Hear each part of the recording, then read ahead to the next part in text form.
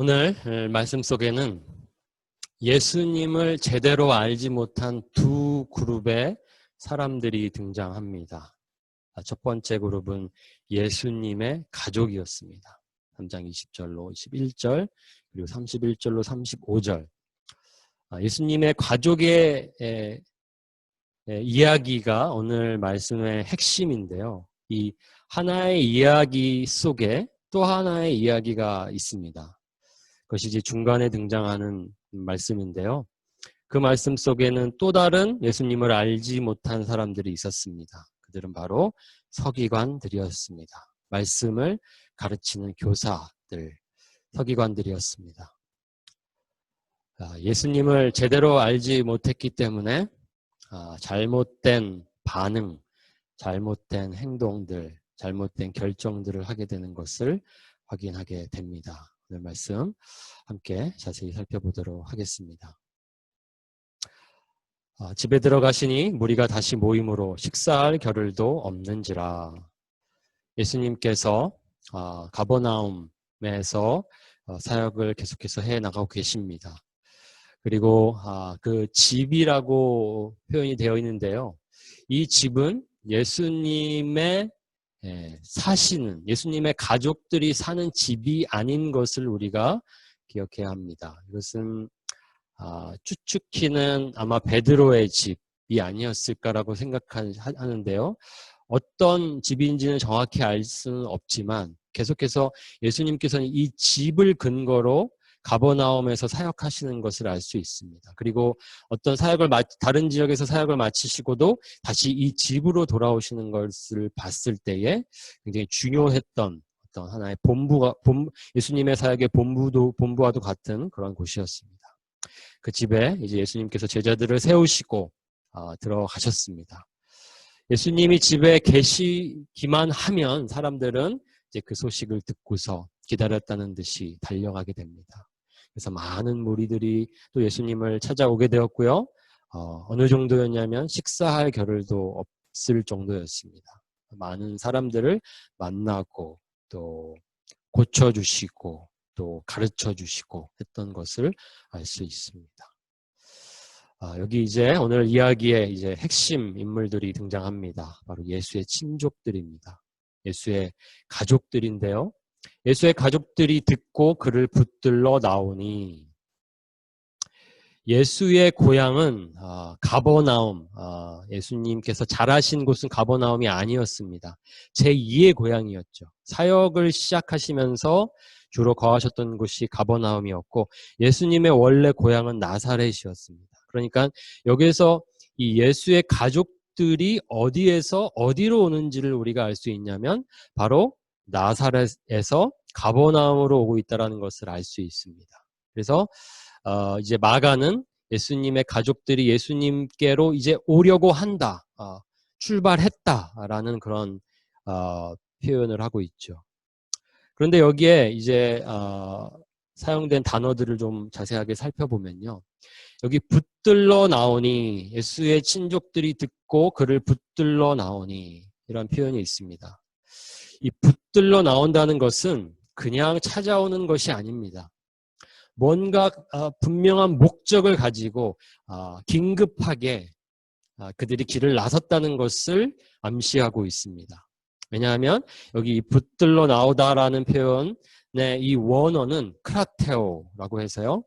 NIV 성경은 이것을 take charge of, 그리고 ESV 성경은 이것을 seize 이렇게 번역했습니다. 그러니까 좀 그 의미가 좀 강력한 어떤 붙듦을 위해서, 그래서 이것을 체포하다라는 의미로도 볼 수 있습니다.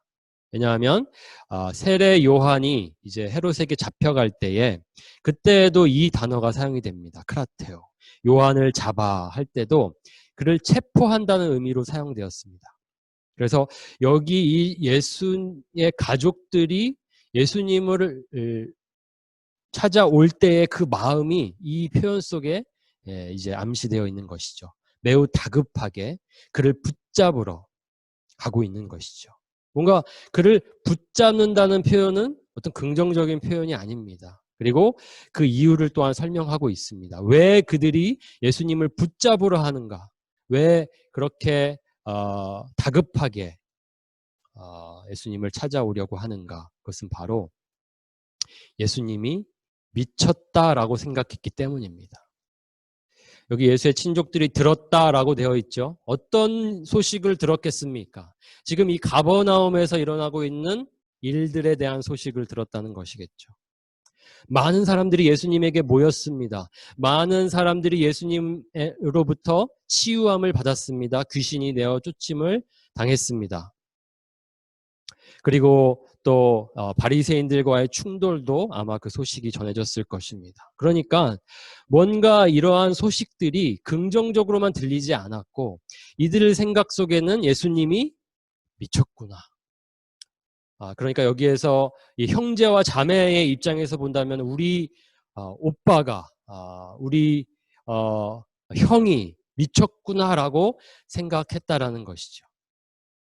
그래서 영어로 보면은 he's out of his mind. He has lost his sense.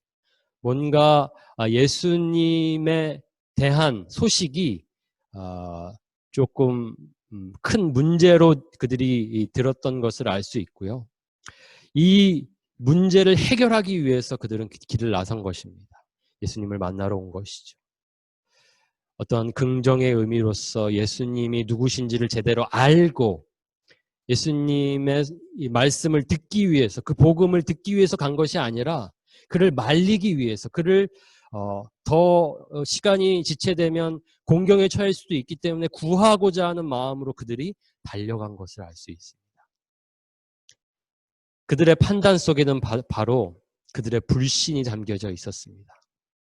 이것을 요한복음 7장 5절에서 확인할 수 있습니다. 이는 그 형제들이라도 예수를 믿지 아니함이로라. 예수님이 하신 말씀들을 살펴보면 예수님은 메시아, 그리스도, 그리고 예수님은 하나님의 아들이셨습니다. 그렇게 자신을 주장하셨습니다. 그런데 그러한 모든 예수님의 말씀들을 형제들은 믿지 않았습니다. 예수님의 실체를 믿지 않은 것이죠. 예수님을 주인으로서 하나님의 아들로서 그리스도로서 믿지 않았다는 것입니다.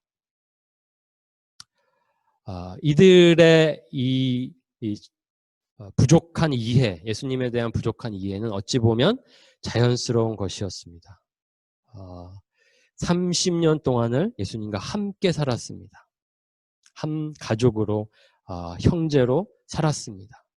그랬는데 갑자기 예수님의 주장을 들어보면 예수님께서 그저 우리 가족의 일원이 아니라 하나님의 아들, 그리스도라는 것을 그들로서는 쉽게 받아들일 수가 없었습니다. 여기 이 예수님을 믿지 않았던 가족 속에는 이제 어머니는 들어가 있지 않는 것을 볼 수 있습니다. 우리는 마리아, 예수님의 어머니는 이미 예수님을 낳기 전부터 천사로부터 계시를 받았고 그 모든 말씀들을 다 믿었습니다. 그러니까 마리아는 이 불신, 가족들의 불신 속에 포함되어 있지 않다라는 것을 우리가 생각해 볼 수 있겠죠. 여기서 언급하고 있지 않지만요. 그리고 아마도 마리아는 그 형제들에게 예수님이 누구이신지 천사가 자기에게 찾아와 했던 이야기들을 아마도 이야기했을 것입니다.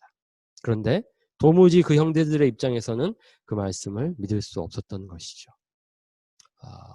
예수님에 대한 몰이해, 잘못된 판단이 있었습니다. 그리고 예수님이 지금 미쳤다라고 그들은 생각했기 때문에 그를 붙들러 예수님을 찾으러 가게 됩니다. 이야기는 잠시 다른 장면으로 옮기게 됩니다. 그것은 바로 서기관들과의 대화입니다. 예루살렘에서 내려온 서기관들은 그가 바알세불이 집혔다 하며 또 귀신의 왕을 힘입어 귀신을 쫓아낸다 하니. 이 서기관들은 아마도 바리새인들이 보낸 사람들이었을 것입니다. 우리가 3장 6절에서 이미 바리새인들이 예수님과의 그 논쟁 속에서 논쟁의 결과로서 그는 그의 주장이 틀렸다라는 것을 그들은 판단했고 그를 이제 제거해야 된다라고 판단했습니다. 그래서 지금 이제 예수님을 이제 죽이기 위한 어떤 계획들을 세워가고 있고 또 실행해 가고 있는 것을 알 수 있습니다. 그래서 지금 이 서기관들이 예수님을 찾아온 것은 좋은 목적이 아니고 뭔가를 또한 책잡기 위해서 예수님을 공격하기 위해서 왔다는 것을 알 수 있습니다. 그들의 의도가 예수님을 찾아온 의도가 결코 순수하지 않았다는 것이죠. 그리고 그들은 이런 이야기를 하게 됩니다. 예수님이 그가 바알세불이 집혔다. 이것은 영어로 보면은 예수님이 바알세불이라는 귀신에 들렸다라는 표현입니다. 이것은 무엇을 의미합니까? 왜 이들은 이렇게 예수님이 귀신 들렸다라고 주장하고 있습니까? 지금 사람들이 예수님께 많이 모인 이유 중에 하나가 무엇입니까? 그것은 바로 예수님께서 귀신을 내어 쫓았기 때문입니다. 어떻게 귀신을 내어 쫓을 수 있는가? 이것은 설명이 필요했습니다. 예수님이 귀신을 내어 쫓는 것이 그 당시 놀라운 사건이었고 그것으로 인해서 어떤 사람들이 몰려왔기 때문에 그 길을 막고자 하는 그들의 의도가 있었고 또 예수님을 어떻게든지 책잡고자 그들은 이런 이야기를 하게 된 것이죠. 이들이 정말 이렇게 믿었는지는 정확하게 알 수는 없지만 어쨌든 이러한 논리로 예수님께서 어떻게 귀신을 내쫓았는지를 이렇게 설명하는 것입니다. 그것을 이렇게도 생각해 볼 수 있습니다. 이들이 지금 예수님께 무엇을 하고 있냐면 예수님을 악마화시키는 것을 알 수 있습니다. 왜냐하면 그들의 마음속에는 이미 예수를 죽이기로 결심했습니다. 이제 그것을 어떻게 실행할 것인가의 문제만 남겨져 있는 것이죠. 그래서 여러 가지 전략들을 짜던 중에 아마도 우리가 직접 예수님을 죽이려고 직접적으로 나서게 되면 지금 몰려드는 군중들도 있고 많은 사람들에게 저항을 받을 수 있기 때문에 이들은 어떤 방법을 원했냐면 사람들의 호응을 얻는 방법을 통해서 예수님을 죽이기를 원했습니다. 어떤 분란을 겪지 않고 예수님을 죽일 수 있는 방법은 군중들이 예수님을 죽이려는 그러한 마음을 가지면 되는 것이죠. 그래서 지금 그들은 어떻게 보면은 여론을 위해서 이런 일을 하고 있는 것입니다. 우리가 한 집단을 사람들로부터 배척당하도록 만드는 방법 중에 하나가 무엇입니까? 오늘날에도 우리가 좀 그러한 방법들을 많이 보게 되는데요. 어떤 나와 반대되는 집단 세력들을 배척시키기 위해서 제거하기 위해서 사용하는 방법 중에 하나가 그들을 악으로 규정하는 것입니다. 지금 예수님을 악으로 규정하는 모습을 볼 수 있습니다. 그래서 이를 악마화시켜서 지금 예수님은 선한 분이 아니다. 예수님은 악한 존재다라고 이렇게 규정하고 이 이론을 이제 전파하여서 사람들로 하여금 이제 사람들로 하여금 마음을 이제 돌이키도록 이제 예수님이 악한 존재라고 인식하도록 선동하고 있는 것을 볼 수 있는 것이죠. 어떤 이들의 전략 가운데 하나라고 볼 수 있습니다. 정말 이들이 이렇게 믿었는지 안 믿었는지는 알 수 없지만 어쨌든 이러한 이론을 가지고 그들은 예수님께서 어떻게 귀신을 내쫓으셨는지를 설명하고 있습니다. 그리고 또 어떤 의미가 있습니까? 이 의미 속에는 이들은 지금 인식하지 못하고 있을지 모르지만 지금 성령의 사역을 거부하고 있는 것을 볼 수 있습니다. 예수님께서 귀신을 내어 쫓은 것은 성령의 능력으로 하신 것입니다. 예수님의 사역의 모습을 들여다보면 그 사역의 모습 속에 악한 모습이라고는 찾아보기 어렵습니다. 사람에 대한 애틋한 그 사랑의 마음을 볼 수 있고요. 안식일보다도 사람이 더 중요하다라고 생각하는 그의 마음을 보아도 그렇고요. 사람을 소중히 여기고 사람을 살리고자 하는 예수님의 그 마음을 본다면 그것을 그렇게 명백하게 하나님의 일로서 하나님의 능력으로 하시고 있다는 것을 인정할 수밖에 없음에도 불구하고 이들은 그것을 부인하고 있는 것이죠. 그것은 성령이 하시는 일이 아니다. 그는 지금 귀신의 왕을 힘입어 귀신을 내어 쫓는 것이다. 어떻게 저 귀신들이 순종하는가? 귀신의 왕이기 때문에 순종하는 것이다. 그럴듯한 논리를 펴고 있는 것이죠. 여기 이제 바알세불은 그 당시 이제 유대인이라고 하면은 다 알만한 바알의 신입니다. 그리고 어떤 유대교에서 보자면 이 바알세불은 사단과 항상 동격화되었습니다. 그래서 사단이 곧 바알세불이 곧 사단을 의미했습니다. 사단의 힘을 힘입어 귀신을 내어 쫓고 있다라는 것을 이들이 이렇게 말하고 있습니다. 이들의 주장에 대하여 예수님은 어떻게 대답하십니까? 비유로 대답하십니다. 사탄이 어찌 사탄을 쫓아낼 수 있느냐?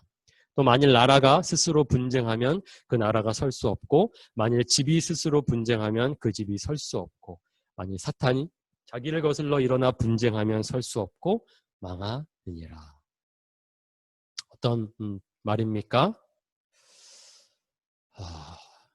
사탄은 지금 세상을 다스리고 있습니다. 사탄은 지금 그의 나라를 건설하고 있습니다. 하나님의 나라가 임하지 못하도록, 더 사람들이 하나님을 예배하지 못하도록 방해하는 것이 이 사단의 목적이었습니다.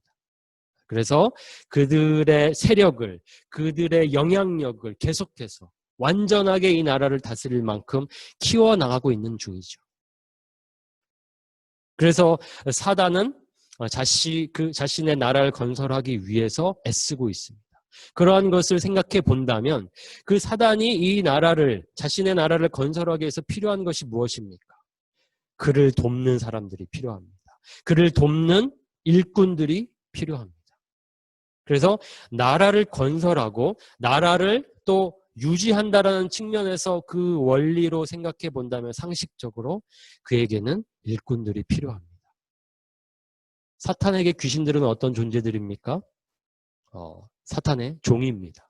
일꾼들입니다. 돕는 자들입니다. 그들의 그들의 일을 통하여서, 귀신들의 일을 통하여서 사단은 그 목적을 달성하는 것이죠.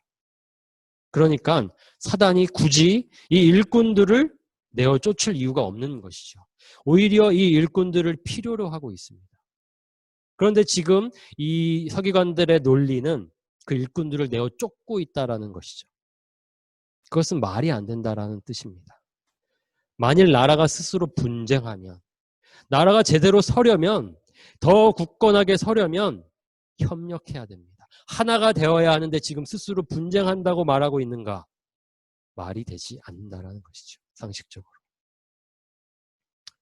예수님께서는 그와 같은 논리로서 비유를 들어서 그들의 주장이 잘못되었고 합당하지 않은 것을 지적하고 계십니다. 그리고 이렇게 말씀하십니다. 사람이 먼저 강한 자를 결박하지 않고는 그 강한 자의 집에 들어가 세간을 강탈하지 못하리니 결박한 후에야 그 집을 강탈하리라. 예수님께서 지금 어떤 말씀을 하고 계십니까? 사단이 예수님이 귀신의 왕을 힘입어 귀신을 내어 쫓는다라는 그 주장에 대해서 그거는 논리적으로 말이 되지 않는다라고 대답하셨습니다. 그런데 왜 예수님은 여기에서 강한 자를 결박한다는 이야기를 더하고 계실까요? 이것은 바로 예수님이 지금 하고 계신 일을 설명하는 것입니다. 예수님께서 지금 하고 계신 일이 무엇이냐면 사단에게 사로잡힌 세상을 구하고 계십니다. 이 집으로 보자면, 이 세상을 한 집으로 보자면 이 집을 누가 묻고 누가 다스리고 있냐면 사단이 다스리고 있습니다. 하나님이 주인이셔야 하고 또 이 사람들은 하나님을 섬기며 예배해야 할 사람들입니다. 그런데 이들이 지금 어떠한 상태에 놓여져 있습니까? 사단에게 사로잡혀져 있습니다. 사단의 힘 아래 있습니다. 아무것도 할 수 있습니다. 그래서 마치 전쟁에 포로된 것처럼 그들은 사단의 포로가 되어 잡혀 있습니다. 예수님께서 이 땅에 오셔서 때가 찼고 하나님의 나라가 가까이 왔다라는 것은 하나님의 나라가 이제 임하기 시작하였다. 지금까지 세상을 사단이 다스렸지만 이제는 하나님이 다스리신다. 그 다스리는 영역들이 이제 조금씩 예수님을 기점으로 시작되고 있다라는 것입니다. 그래서 이것을 전쟁으로 비유하자면 이것은 빼앗긴 지역을 탈환하는 것과 같습니다. 빼앗긴 나라를 탈환한다는 것이 바로 메시아의 역할이었습니다. 이사야는 이렇게 예언했습니다. 하나님의 말씀을 받고 예언하기를 내가 문 나라를 향하여 나의 손을 들고 민족들을 향하여 나의 기치를 세울 것이라. 그들이 내 아들들을 품에 안고 내 딸들을 어깨에 메고 올 것이며 용사가 빼앗은 것을 어떻게 도로 빼앗으며 승리자에게 사로잡힌 자를 어떻게 건져낼 수 있으랴. 용사의 포로도 빼앗을 것이요 두려운 자의 빼앗은 것도 건져낼 것이니 이는 내가 너를 대적하는 자를 대적하고 내 자녀를 내가 구원할 것임이라. 하나님께서 사단에게 빼앗긴 사단의 포로가 되어버린 하나님의 자녀들을 구원하시기로 하셨습니다. 계획하셨고 그것을 예언을 통해 밝히셨고 이제 실행만 남았습니다. 예수님의 이 하나님의 자녀들을 찾는 일이 바로 메시아가 하는 일임을 가리키고 있습니다. 그래서 지금 예수님께서 왜 강한 자를 결박하는 것에 대해서 말씀하시냐면 지금 메시아의 일을 하고 있다는 뜻입니다. 이 집이 지금 사단의 강한 힘에 묶여져 있으니 내가 그 집을 이제 탈환하기 위해서 다시 되찾기 위해서 그 강한 자를 먼저 묶으리라. 그 강한 자를 먼저 결박하리라. 그래서 예수님께서는 사역 속에 귀신들을 내어 쫓으셨던 것입니다. 귀신을 내어 쫓음이 바로 하나님의 나라가 임하고 있음을 보여주는 사건이었습니다. 그래서 예수님께서는 이렇게 예수님께서 하고 계신 일을 설명하고 계십니다. 그리고 내가 하나님의 성령을 힘입어 귀신을 쫓아내는 것이면 하나님의 나라가 이미 너희에게 임하였느니라. 예수님의 말씀, 핵심 말씀, 하나님의 나라가 임하였음을 귀신을 내어 쫓음으로 보여주고 계십니다. 그리고 그 일이 일어나는 것은 바로 하나님의 나라가 이미 임하였다는 뜻입니다. 그래서 지금 이 서기관들의 주장은 잘못되었고 나는 하나님의 성령을 힘입어 귀신을 내어 쫓고 있고 그 강한 자 사탄의 힘을 꺾고 있다라고 말씀하십니다. 그리고 한 말씀을 더 붙이시는데요. 이 말씀은 굉장히 좀 이해하기가 좀 어려운 말씀이기도 합니다. 좀 해석하기가 좀 난해하기도 한 말씀인데 그래서 많은 서로 다른 해석들도 있습니다. 그것은 바로 여기서 갑자기 왜 예수님께서는 용서받지 못하는 죄를 언급하셨을까? 그저 사단을 힘입어 사단을 내어 쫓는 것이 아니다라는 것으로 대답하시면 그만인데 왜 여기에서 용서받지 않는 죄, 용서받지 못하는 죄, 영원한 죄에 대해서 말씀하시는가? 이 말씀을 듣게 되면요, 이 말씀을 보게 되면요, 사람의 모든 죄와 모든 모독하는 일은 사하심을 얻되 누구든지 성령을 모독하는 자는 영원히 사하심을 얻지 못하고 영원한 죄가 되느니라. 우리가 하나님의 말씀, 성경을 통해서 듣는 용서의 메시지는 무엇입니까? 우리가 무슨 죄를 지었든지 예수 그리스도의 보혈을 의지하여 그의 죽으심으로 우리의 죄가 다 죄값을 치렀음을 믿음으로 주님 앞에 나아간다면 용서받는다는 것입니다. 우리가 하나님 앞에 용서받을 때에 그 용서의 메시지 속에서는 어떤 예외가 없었습니다. 모든 죄가 오직 예수 그리스도의 보혈로 용서받을 수 있다라는 메시지를 받았죠. 그런데 뭔가 이 말씀은 그 용서의 메시지와 조금 부딪혀 보이는 말씀 같아 보입니다. 아, 영원한 죄가 있구나. 이 죄를 범하면 무엇을 통해서도 용서받을 수 없구나. 굉장히 어떻게 보면 가혹하게 들리는 그러한 언급을 하고 계십니다. 그리고 그 30절에 덧붙여지기를 더러운 귀신이 들렸다 했기 때문에 이 말씀을 하셨다라고 이렇게 설명하고 있습니다. 그래서 마치 이 말씀이 지금 서기관들을 향하여 너희들은 지금 성령을 모독하고 있고 너희들은 영원히 사함을 받지 못할 것이다 라고 마치 쾅쾅쾅 판정을 내리는 것처럼 들립니다. 그래서 이 말씀을 서기관들은 더 이상 무엇을 하든 구원받을 수 없다라는 것처럼 해석하기도 합니다. 그런데 과연 그렇게 봐야 할 것인가? 우리가 고민할 필요가 있습니다. 예수님께서는 모든 사람들이 회개하기를 원하셨습니다. 예수님을 믿기를 원하셨습니다. 마음으로 그들이 진정 회개하기를 원하셨기 때문에 말씀으로 가르치셨습니다. 그런 원함이 없었다면 그저 그들을 내버려 두었겠지만 예수님께서는 그들을 또한 가르치셨습니다. 복음을 전하셨습니다. 알려주셨습니다. 그러한 예수님의 마음을 우리가 헤아려 본다면 이 말씀의 목적은 우선 지금 당장 이것을 마치 마지막 판정처럼 하고 계신 것은 아니라고 보는 것이 맞을 것 같습니다. 그리고 이것은 정죄가 목적이 아니고 경고가 목적이라고 보는 것이 볼 수 있습니다.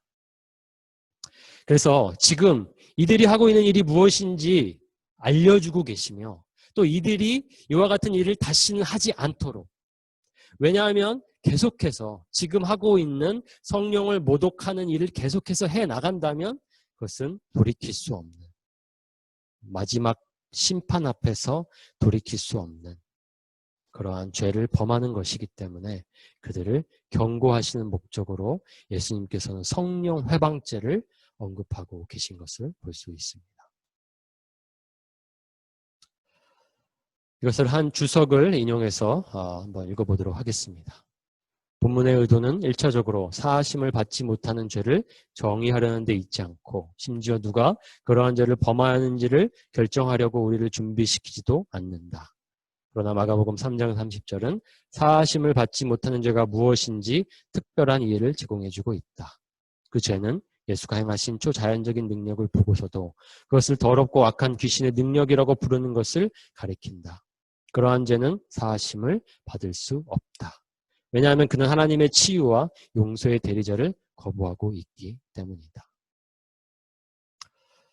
깊이 제가 동의하는 그러한 해석이라고 볼 수 있습니다. 예수님께서는 이 서기관들의 입장에서 본다면 어쩌면 이들은 무지하여서 이런 이야기를 하고 있을 수도 있습니다.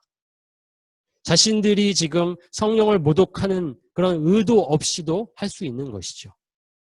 그런데 예수님께서는 계속해서 말씀을 통해서 사역을 통해서 예수님이 누구이신지를 밝히고 계십니다. 그리고 보여주고 계십니다. 그러면 예수님의 사역과 말씀을 제대로 본다면 그 일을 보고도 이것이 사단의 역사다라고 말할 수는 없다라는 것이죠.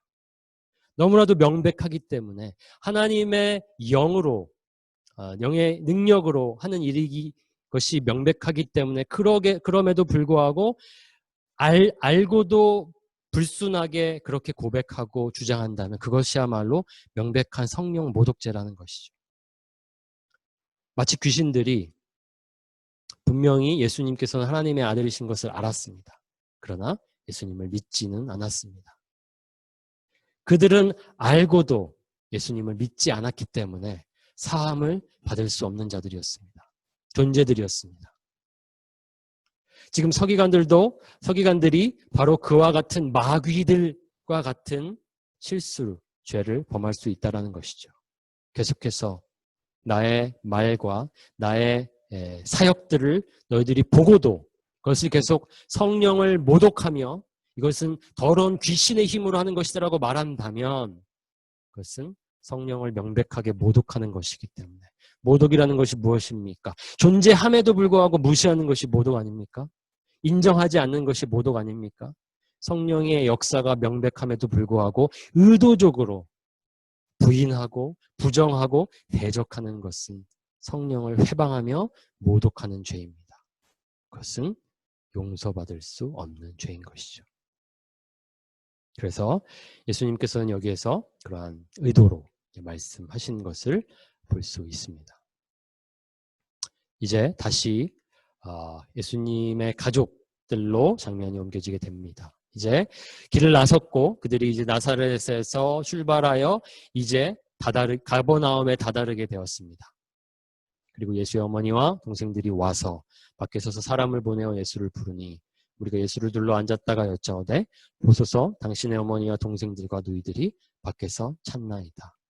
대답하시되 누가 내 어머니이며 동생들이냐 하시고.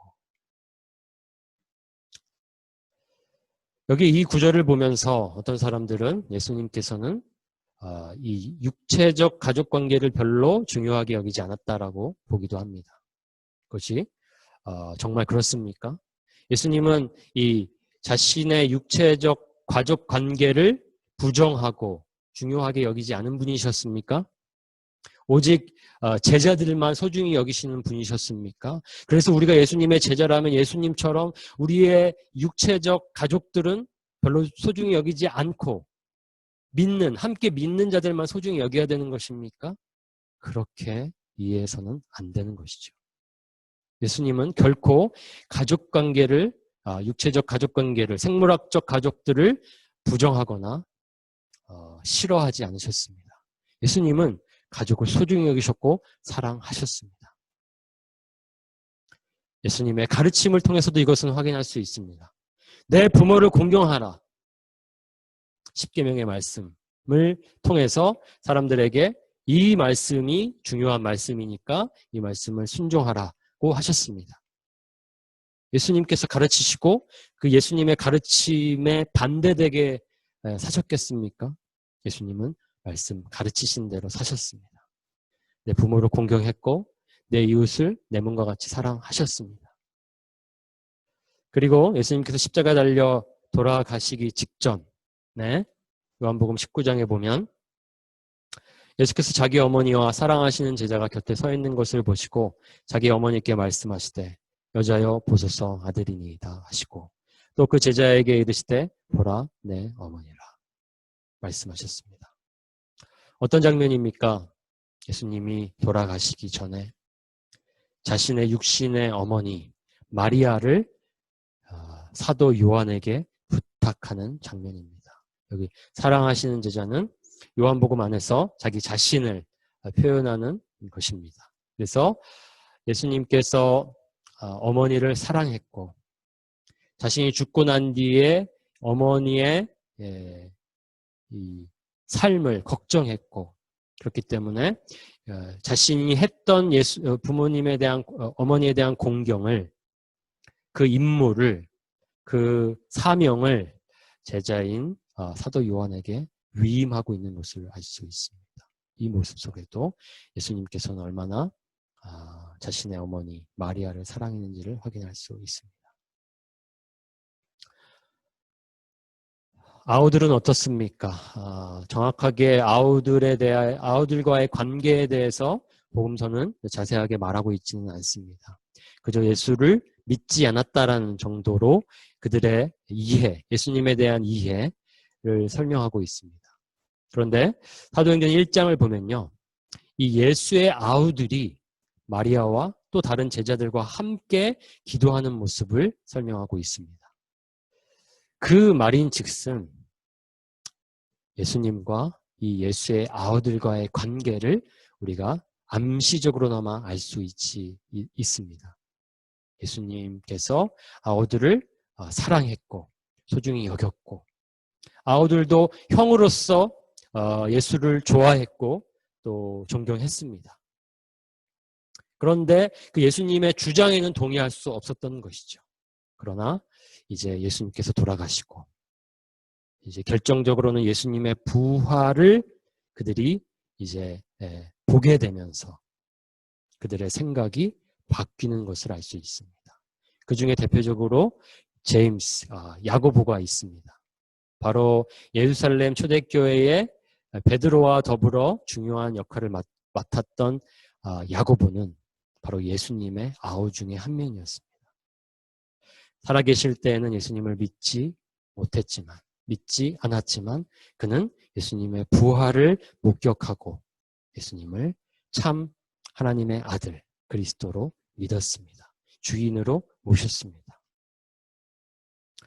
고린도전서 15장을 통해서 그 예수님의 부활의 증인 속에 그 야고보가 들어있는 것을 우리가 확인할 수 있습니다. 그래서 우리가 어떤 예수님과 가족들과의 관계를 이렇게 좀 암시적으로나마 한번 생각해 본다면 예수님은 가족을 사랑하셨습니다. 그런데 왜 여기서 예수님께서는 마치 나는 별로 우리의 가족들을 별로 소중히 여기지 않는 것처럼 누가 내 어머니이며 동생들이냐라고 얘기하셨을까요? 어쩌면 그것은 맞는 말일 수도 있습니다. 어떤 의미에서 맞는 말이냐면요. 육체적으로는 그들과 예수님과 가족 관계가 맞습니다. 그러나 영적으로는 또 영혼의 관점으로 보자면 그들은 예수님의 가족이 아니었습니다. 왜냐하면 예수님께서는 이 두 가지 사실을 알고 계셨습니다. 이미 그들이 예수님을 믿지 않는다는 것과 또 그들이 찾아온 이유가 예수님이 말씀하신 대로로 보지 않고 예수님이 미쳤다라고 생각하고 찾아왔다는 그 사실, 예수님은 이미 알고 계셨습니다. 그러니까 그들의 마음속에 예수님에 대한 불신이 있었고 예수님은 미쳤다라는 생각이 있다라는 것은 말 그대로 제자가 아니었고 불신자였습니다. 예수님을 믿지 않는다면 결과적으로는 그들은 하나님의 가족이 될 수 없는 것이죠. 그래서 현재 영적 상태로는 그들은 하나님의 나라에 들어갈 수가 없는 상태였습니다. 그러니까 영적으로 말하자면 그들은 친가족이 영적 참 가족은 아니었다라는 것이죠. 그리고 예수님께서 이 상황을 통해서 가르치고자 하신 말씀은 바로 이 영적 가족 관계였습니다. 그래서 여기에서 예수님께서는 이제 진짜 영원한 가족이 누구인지를 설명하십니다. 둘러앉은 자들을 보시며 이르시되 내 어머니와 내 동생들을 보라. 누구든지 하나님의 뜻대로 행하는 자가 내 형제요 자매요 어머니이니라. 육체적인 가족관계를 부정하는 것이 아닙니다. 영적으로 말씀하고 계신 것입니다. 영적으로 나의 형제, 자매, 나의 어머니는 누구인가? 그는 바로 하나님의 뜻대로 행하는 자입니다. 누구든지 될 수 있는 것이죠. 누구든지 하나님의 뜻대로 행하는 자는 바로 예수님의 형제와 자매와 어머니가 되는 것입니다. 여기 예수님께서 하나님의 뜻대로 행하는 자가 나의 가족이다라고 말씀하셨습니다. 우리가 하나님의 자녀가 되는 것이 예수님을 믿는 것이라고 들었습니다. 그것이 복음입니다.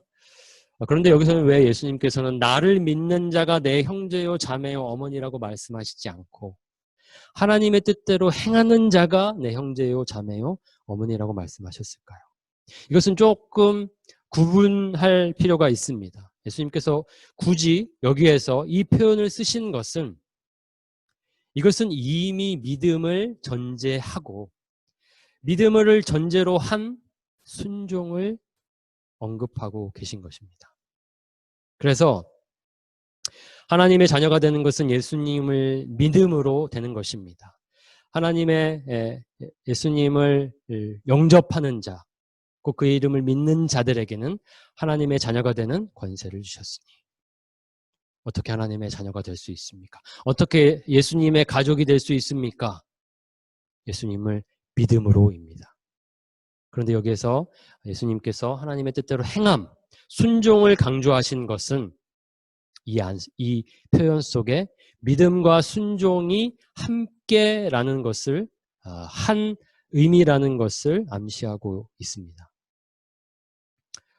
예수님께서는 그저 나를 믿으라. 그래서 입술로만 믿으라. 믿는 자들이 구원을 얻는다라고 하지 않으시고 믿음이 어떤 것인지, 참 믿음이 무엇인지를 이렇게 설명하셨습니다. 나더러 주여 주여 하는 자마다 다 천국에 들어갈 것이 아니요 다만 하늘에 계신 내 아버지의 뜻대로 행하는 자라야 들어가리라. 믿음과 순종은 분리할 수 없습니다. 믿는 자는 아버지의 뜻대로 행하는 자입니다. 아버지의 뜻대로 행하는 자라야 제대로 예수님을 믿는 자입니다. 믿음을 사랑으로 표현한다면 예수님을 사랑한다는 것은 곧 예수님의 계명을 지키는 것으로 표현할 수 있습니다. 그래서 성경은 예수님의 가르침, 예수님이 강조하신 믿음 속에는 이미 순종이 포함되어 있다는 것을 알 수 있습니다. 순종을 통해서 우리 믿음을 우리는 증명할 수 있는 것이죠. 표현할 수 있는 것입니다. 그래서 우리가 이신칭의라는 것을 그저 믿는 것에만 너무 초점을 맞추다가 입으로 고백하는, 그저 마음으로 믿는 믿음에만 너무 초점을 맞추다 보면 그것은 이 믿음을 제대로 이해하지 못하는 것입니다. 사도 바울이 가르친 그 이신칭의의 가르침 속에도 이미 그 믿음 속에는 순종이 포함되어 있습니다. 그래서 하나님의 뜻대로 행하는 자가 예수님을 제대로 믿는 자입니다. 예수님을 제대로 믿는 자가 바로 예수님의 진정한 가족입니다. 예수님과 그의 말씀을 따르는 자가 곧 예수님의 가족입니다. 히브리서 2장 11절 말씀은 사람들을 거룩하게 하신 예수님과 거룩하게 된 사람들은 모두 한 가족입니다. 그렇기 때문에 그분은 그들을 한 형제라고 부르는 것을 부끄러워하지 않으셨습니다. 하나님의 아들로서 예수님의 관점에서 우리들은 형제입니다. 아버지 하나님, 한 아버지를 둔 가족이라는 뜻입니다. 예수님과 우리가 그래서 형제라고 볼 수 있는 것이고요. 또 우리가 함께 믿는 사람들과의 관계도 또한 가족이라고 볼 수 있습니다. 에베소서 2장 19절은 그리스도인들을 이렇게 설명하고 있습니다. 이제는 하나님의 거룩한 백성으로 하늘의 시민이요 가족입니다. 그리스도인들을 어떻게 표현하고 있습니까? 하나님의 가족입니다. 가족의 일원, 한 사람으로 볼 수도 있고요. 이것을 가족 전체로 본다면 이것은 교회로도 볼 수 있습니다. 믿는 자들의 모임이기 때문인 것이죠. 그래서 교회의 성경적 설명은 바로 하나님의 가족 공동체입니다. 우리가 육체적으로는 생물학적으로는 서로 다르고 다른 가족이라 볼 수 있지만 영적으로는 영혼의 관점으로는 우리는 한 가족입니다. 예수님의 제자라면 예수님을 따르고 예수님의 말씀에 순종하는 자는 바로 예수님의 가족이 되는 것입니다. 예수님의 친형제라도 예수님을 주인으로 모실 때 비로소 예수님의 진정한 가족이 됩니다. 야고보가 예수님의 동생이었습니다. 그러나 야고보는 그 자신을 소개할 때에 나는 예수님의 동생이다 이렇게 소개하지 않습니다. 사람들은 야고보가 예수님의 동생인 걸 다 알지만 그래서 야고보가 예수님의 동생이라는 것을 강조한다면 엄청난 권위를 인정받을 수 있겠지만 야고보는 그렇게 하지 않았습니다. 야고보는 형이었던 예수를 그리스도로서 그를 하나님의 아들로서 믿었습니다. 그래서 그를 삶의 주인으로 믿었습니다. 그래서 그 자신을 설명할 때 그는 나는 예수 그리스도의 종입니다. 나의 주인은 예수. 그리스도는 예수. 하나님의 아들이신 예수. 그러한 고백이 이 자신을 설명하는 내용 속에 담겨져 있습니다. 또 다른 예수님의 동생이 있습니다. 그것은 바로 유다입니다. 유다서를 쓴 유다입니다.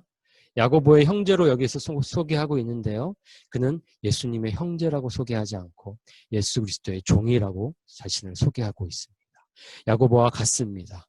그는 비록 예수님이 살아계실 때에는 예수님을 제대로 믿지 않았지만 예수님의 부활 이후에 예수님을 제대로 알게 되었고 참 하나님의 아들이며 그리스도이며 주인임을 그는 믿었습니다. 그리고 모셨습니다. 그래서 평생을 예수 그리스도의 종으로 살았습니다. 핍박자라도 예수님의 가족이 될 수 있습니다.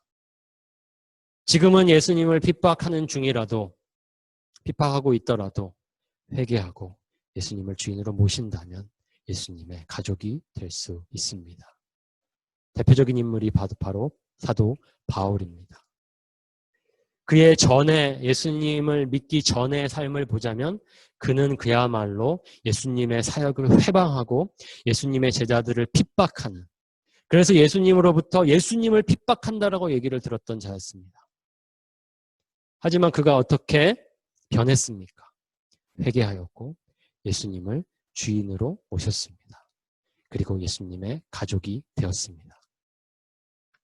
지금 예수님을 회방하고 있고 예수님을 핍박하더라도 그 죄를 회개하고 예수님을 지금이라도 주인으로 모신다면 예수님의 가족이 될 수 있습니다. 사도 바울처럼 말입니다. 그래서 예수님을 주인으로 모시는 것이 중요하고 우리의 삶 속에서 예수님을 주인으로 인정하는 그러한 모습이 중요합니다. 우리는 세상 사람들과 달라야 합니다. 세상 사람들이 추구하는 가치와 다른 가치를 추구해야 합니다. 세상을 살아가는 목적이 세상 사람들과 달라야 합니다. 그저 말로만 예수님이 나의 주인이십니다 라고 해서는 안 된다는 것이죠. 예수님의 말씀을 그저 듣기만 해서는 안 된다는 것입니다. 오늘 예수님의 가족이 하나님의 뜻대로 행하는 자라고 했기 때문입니다. 예수님의 말씀을 그저 듣기만 하지 말고 행하는 자가 되어야 합니다. 그것이 진정한 믿음의 삶입니다.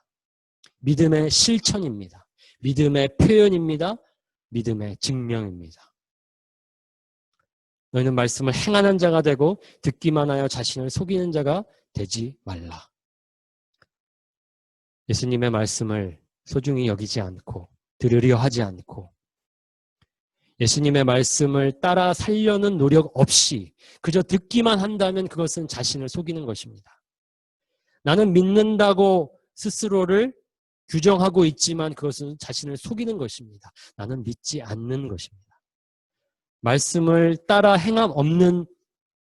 없음은, 행함이 없는 믿음은 죽은 것입니다.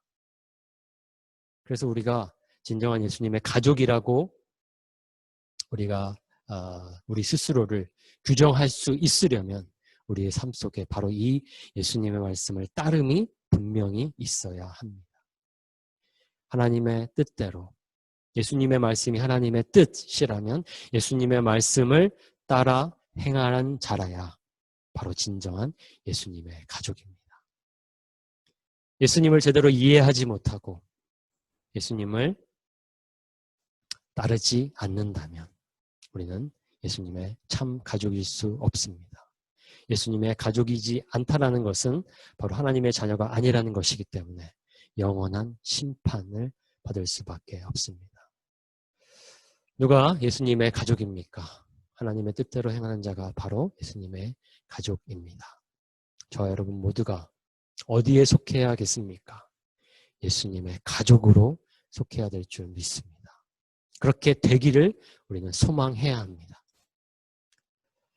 마음으로만 소망하고 그저 말로만 예수님을 주인으로 모시는 것으로는 충분하지 않습니다. 우리의 믿음이 진짜가 되려면 순종이 따라야 합니다. 우리가 우리 자신을 제자로 규정하고 있습니까? 내가 다른 사람에게 나는 예수님의 제자, 예수님을 믿는 그리스도인이라고 주장하고 있습니까? 그렇다면 우리의 삶을 돌아보아야 합니다. 그저 주장만 하고 있지는 않는지, 삶의 실천과 순종 없이, 행함 없이 예수님의 제자라고 그리스도인이라고 말하고 있지 않는지 돌아볼 필요가 있습니다. 우리의 믿음이 우리의 삶으로 증명되어지기를 원합니다. 예수님의 말씀을 따라 하나님의 뜻을 쫓아 충성스럽게 그 뜻에 순종하는 저와 여러분 되기를 원합니다.